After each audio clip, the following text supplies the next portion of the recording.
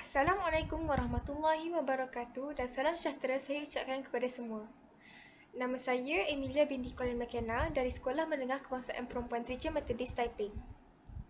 Buku yang telah saya pilih untuk dikongsikan di sini ialah sebuah novel karyaan Al-Ghazali berjudul Dracula Bermulanya Sebuah Legenda. Buku ini diterbit buat kali pertama pada tahun 2015 oleh PTS Publishing Sendirian Berhad. Buku ini bukanlah sebuah cerita dongeng, malah mengisahkan kehidupan Vlad ketiga Dracula atau lebih dikenali sebagai Vlad the Impaler. Pada musim sejuk 1431, lahirlah Vlad ketiga Dracula di Saiswara, Transylvania.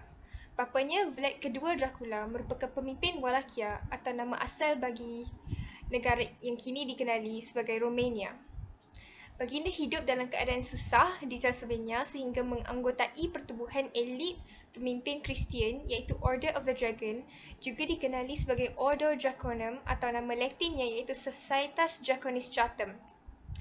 Dengan bantuan Order of the Dragon, Vlad kedua berjaya membunuh putera Wallachia Alexandru I Aldea dan naik tahta pada penghujung tahun 1436 atas sebab penaklukan Transylvania oleh Empayar Turki Uthmaniyah tahun 1442. Vlad kedua menghantar dua puteranya, Vlad ketiga dan adiknya Radu Selfurmos untuk tinggal di Konstantinopel agar mendapat pengaruh Turki dalam membatas asakan kerajaan Hungary. Oleh itu, Vlad ketiga Dracula dan adiknya membesar bersama-sama dengan tokoh Islam Sultan Muhammad Al-Fatih. Pada tahun 1447, Vlad kedua telah dibunuh oleh bangsawan Wallachia yang dipanggil Boyar. Pada tahun 1448 pula, Vlad kedua pulang ke Wallachia ketika berusia 17 tahun bersama sepasukan askar Turki dan mengambil semula tahta. Namun begitu, baginda hanya memerintah selama 2 bulan sebelum melarikan diri ke negara bapa saudaranya Borga kedua iaitu Moldova. Apabila Bogdan kedua dibunuh, Vlad ketiga meninggalkan Moldova dan pergi ke Hungary lalu menawarkan diri untuk membantu Hungary memerangi kerajaan Uthmaniyah. Baginda dilantik sebagai penasihat pemimpin Hungary John Hunyadi. Konstantinopel ditakluk dan ditukar nama kepada Istanbul. Astaghfirullahalazim. Konstantinopel ditakluk dan ditukar nama kepada Istanbul pada tahun 1453 oleh Sultan Muhammad Al-Fatih. Baginda melancarkan kempen untuk menakluk Eropah Timur hingga ke Belgrade. Namun baginda hanya mendapat menakluk sehingga ke wilayah Serbia. Vlad ketiga pula mendapat tahta semula dan menjadi seorang pemerintah yang sangat kejam pada tahun 1456.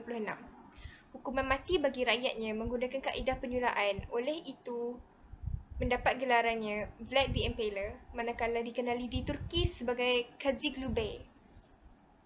Pada tahun 1462, Vlad menyamar sebagai askar Turki di tebing sungai Danube dan membunuh seramai 20,000 askar dan menyula mereka dengan kayu, membuatkan Sultan Muhammad Al-Fatih berasa amat murka. Pada tahun yang sama, Vlad menyerang tentera Turki pada waktu malam dan menang. Sultan Muhammad Al-Fatih menyuruh Radu untuk memburu abangnya. Radu telah mengejar Vlad sehingga ke istananya di kubur Poenari, di mana baginda berjaya melarikan diri menggunakan laluan rahsia yang menuju ke Hungary. Namun begitu, permintaan untuk mendapatkan perlindungan dinafikan oleh Raja Matthias Cornelius dan dimasukkan ke dalam penjara. Setelah 4 tahun dalam penjara, baginda dimaafkan dan mengahwini adik Raja Matthias serta dikurniakan seorang putera. Baginda tinggal di Hungary selama 12 tahun, kemudian kembali ke Wallachia setelah kematian adiknya untuk merebut kuasa. Vlad berjaya menjadi pemerintah Wallachia buat kali ketiga. Vlad akhirnya dibunuh di Bukares pada tahun 1476. Terdapat banyak lagi buku-buku yang ditulis oleh Al-Ghazali, antaranya ialah Hitler, Air Mata Dendam Perjuangan, Hayreddin Barbarossa, Pembela Islam di Lautan Mediterranean, Syekh Ahmad Yassin, Palestin dan Hamas, dan Genghis Khan, Penakluk Dunia. Takat ini sahaja daripada saya. Terima kasih.